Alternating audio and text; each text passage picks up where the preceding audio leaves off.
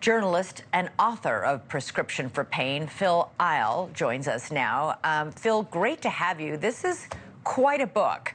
In it, you chronicle this Dr. Volkman, who was the top prescriber of OxyContin in the country. One DEA agent called him, quote, a murderous drug dealer. So how did Dr. Volkman get away with it for so long? Oof, that's the question, right? I mean, so he, first off, thank you so much for having me on. Dr. Volkman was doing this activity, this ostensible medical activity in cash-only pain clinics in Southern Ohio for nearly 3 years.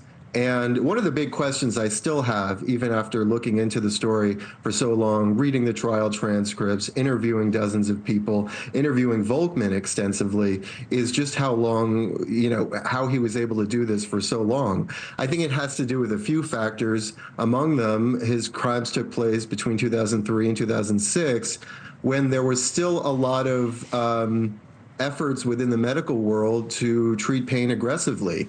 And we've seen all kinds of companies and people, be brought to account for that, both civilly and criminally. Purdue Pharma, the Sacklers. Right. And we saw in this era dozens of doctors charged with and ultimately convicted of prescription drug dealing. He was one of them, and as you said at the top, his sentence exceeds any of the others, 4 consecutive life terms. Yeah, I've done stories and reports and even a documentary on a couple of these doctors, mostly down south, who had these pill mills going. This Dr. Volkman exceeds them all. So he had a series of clinics in Southern Ohio, which was ground zero for OxyContin. He took cash only. He had armed guards. People would come into his office, pay him $125 to $200 cash to see him for a few minutes, and he would write them these prescriptions. Here, I saw from your book, one patient got a prescription for 270 OxyContins, 270 Percocets, and 60 Xanax in a single visit. How did somebody get a prescription like that filled? Well, and one should note that Volkman to this day maintains his innocence. That's one of the reasons he went to trial. He refused to accept a plea deal, and he still claims, almost 2 decades later after this activity, that he was doing the right thing. Now, a jury didn't buy that, and just about everyone I spoke with down in this community, which I traveled to repeatedly, didn't buy that, but he still claims he did. He had pretty elaborate explanations for his prescriptions. He claims he was doing them by the book, that the people were in pain, that they had muscle spasms for which they needed these muscle relaxers, that they couldn't sleep, which is why he prescribed these nerve pills, these sedatives.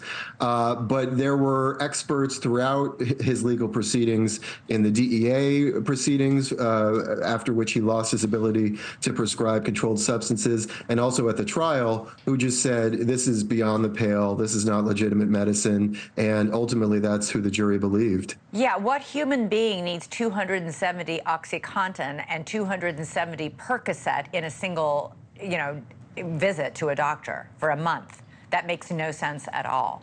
He eventually opened his own pharmacy to fill these prescriptions because the local pharmacies finally said, we can't do this. Was there no oversight? Anybody to say, hold on, you can't just open your own pharmacy? Well, not at the time. No, it was interesting, though, in the state of Ohio, where these crimes took place, which, as you mentioned, has been just really hard hit by the opiate epidemic, particularly this area down near the Kentucky border in West Virginia. At the time, a clinic could have an on-site dispensary like the one at the clinics where Volkman worked, although there were supposed to be much stricter oversight than he and the people at his clinics offered. But it was just after the after his conviction in 2011, that coincidentally the state legislature passed some rules governing pain clinics, which made it much harder, if not impossible, for this kind of operation to run. And folks down there in Southern Ohio, unfortunately, were really familiar with these kinds of clinics that weren't affiliated with hospitals, that accepted cash only, that sometimes saw people not at Volkman's clinic, but through thick bulletproof glass. I mean, it's just astonishing stuff.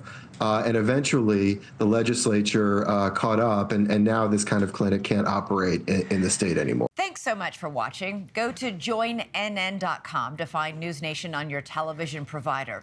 And don't forget to click the red subscribe button below to get more of NewsNation's fact-driven, unbiased coverage.